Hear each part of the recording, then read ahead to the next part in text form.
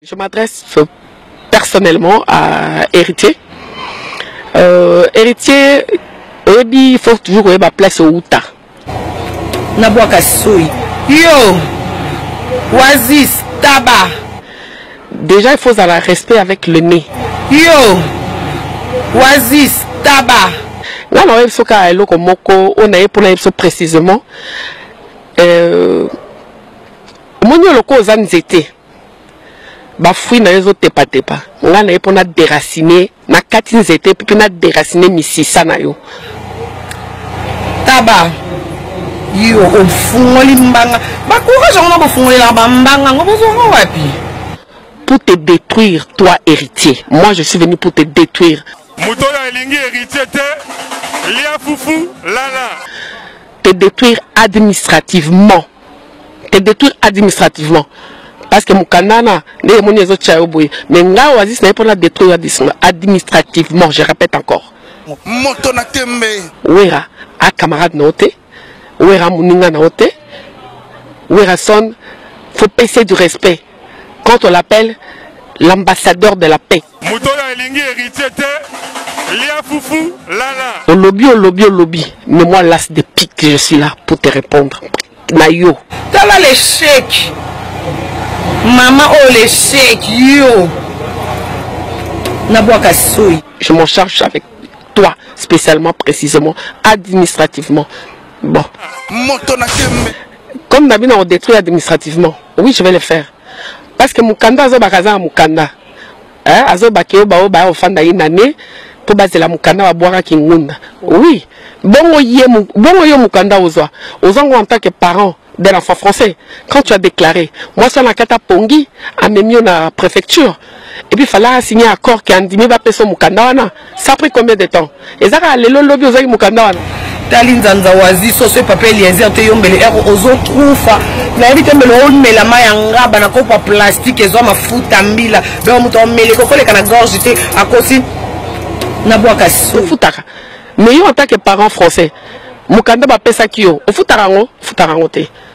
Alors moi je vais m'attaquer d'abord na yo na robandano na préfecture. Après préfecture on connaît na impôt. Après impôt, c'est là que tu vas voir que Kozala Moukanda, en tant que parent français, tu vas les regretter toute ta vie. Kozala Moukanda, en tant que parent français, tu vas les regretter toute ta vie. Nzete, soyez bota Bambouma. Bambouma est ça fier. Puis elle colle Nzete. Mais ce que c'est au Kati Nzete, au déraciné, Namisisana. Est-ce que Bambouma était au Basous? Et était mal sous? Voilà. C'est ça que je suis venu faire. Yo yum toke poto na mbongo ekonzo.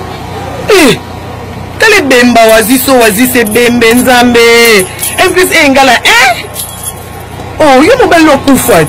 Oh yo ne bo enze bembe otikala poso. E bemba wazi se bembe wazi taba yo. On va pas botter l'héritier Moukanda héritier on m'a déçu. Ce que je fais là en ce moment, c'est ça.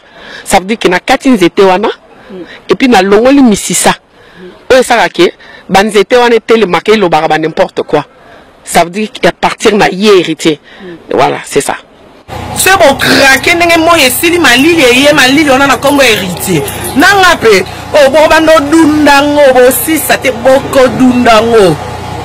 Et talinzanza wazi so le chèque itaba na mutati. Omo mutoti ndo. Notre bombe ya 8 jours. Notre bombe ya 8 jours mutati ndio wana oloba. Basilakal. Ouera Mouninga na ote. Ouera son. Faut payer du respect. Quand on l'appelle l'ambassadeur de la paix.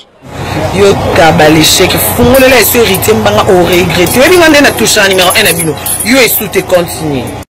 Parce que Moukanda na ndezo salake héritier chaboy. Ndezo salake le baba n'importe quoi.